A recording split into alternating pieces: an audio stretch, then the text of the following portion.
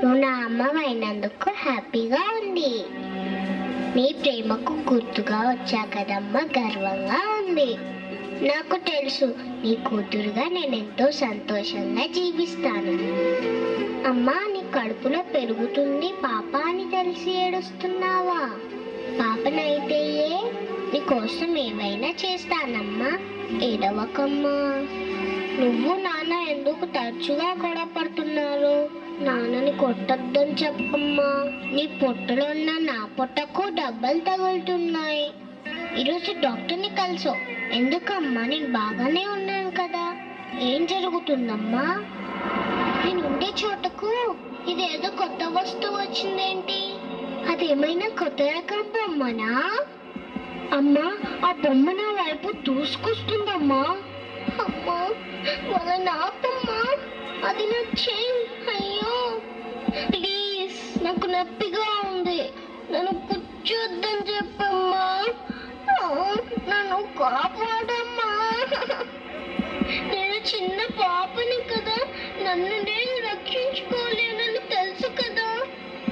అమ్మా, అది నా కాలు. వాళ్ళ నాపమని చెప్పమ్మా.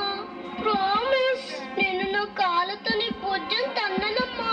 వాళ్ళ నాపమని చెప్పమ్మా. వాళ్ళు మనుషులే కదా, నన్ను ఇలా ఎలా చేయగలుగుతున్నారమ్మా? అమ్మా అమ్మా, ఇక నేను రక్షించమ్మా. అమ్మా, నాతో పాటు కొన్ని వేల మంది అలాంటి పాపాలు ఇలా సమాధయ్యారు.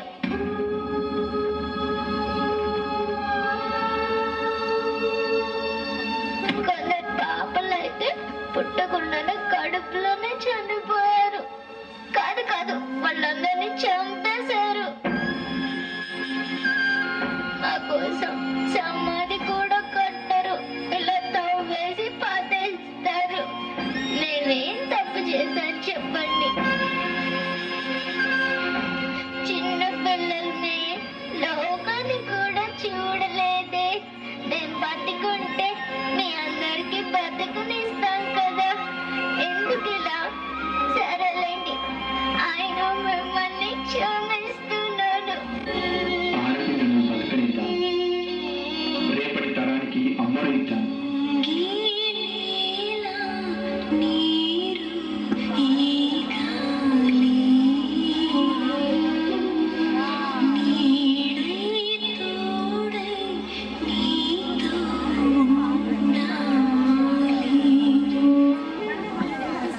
అమ్మగా ఆడది కావాలి, భార్యగా ఆడది కావాలి, అక్కగా చెల్లిగా ఆడది కావాలి.